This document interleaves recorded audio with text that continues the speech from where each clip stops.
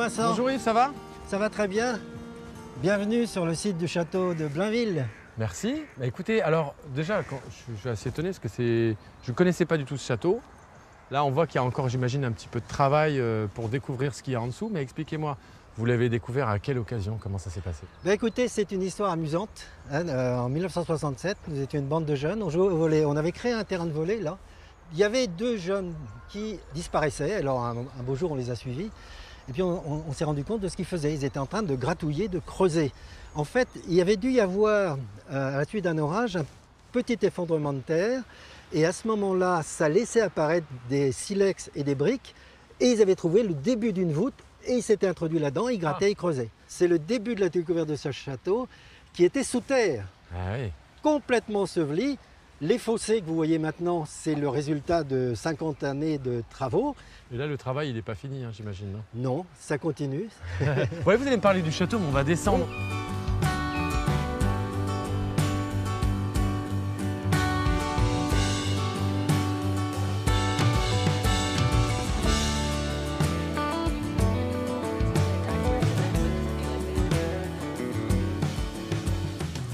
Quand on est au fond là, du fossé, c'est impressionnant.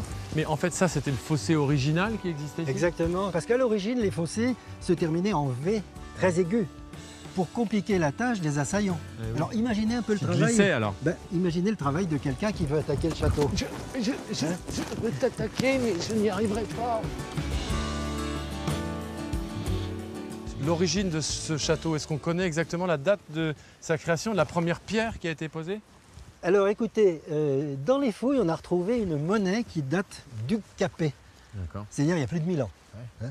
Après, on passe à une année qui est 1172. Geoffroy de Maucanchy avait une domus. Ça se faisait beaucoup à cette époque-là. On faisait des châteaux un peu comme, vous voyez, c'est le camp de petits bonhommes dans Astérix. Ouais. Des palissades en bois, une tour au centre. Oui, une tour au centre, c'était comme ça. Ça a commencé comme ça. Oui.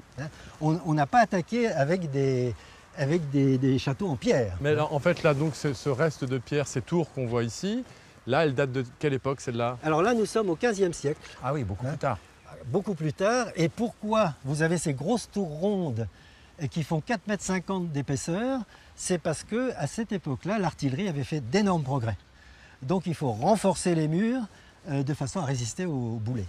Et alors là, je vois que le travail continue après 50 ans déjà oui. de restauration du château. Et oui. Alors ce que je vais faire, c'est que je vais vous laisser. Je vous remercie pour ces informations. Je vais aller voir comment ils travaillent, vos gars. Oui. Okay. Et ça va les encourager. J'espère. Allez, à bientôt. Merci. À bientôt.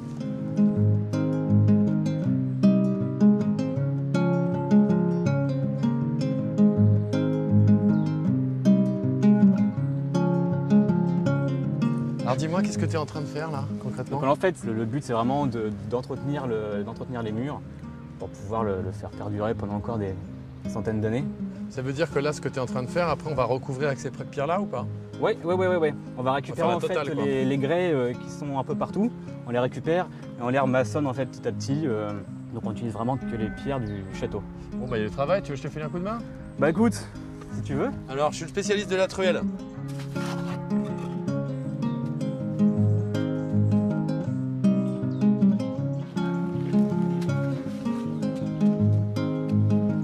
Voilà, tu as posé ta pierre à l'édifice sur le château de Blainville-Crevon.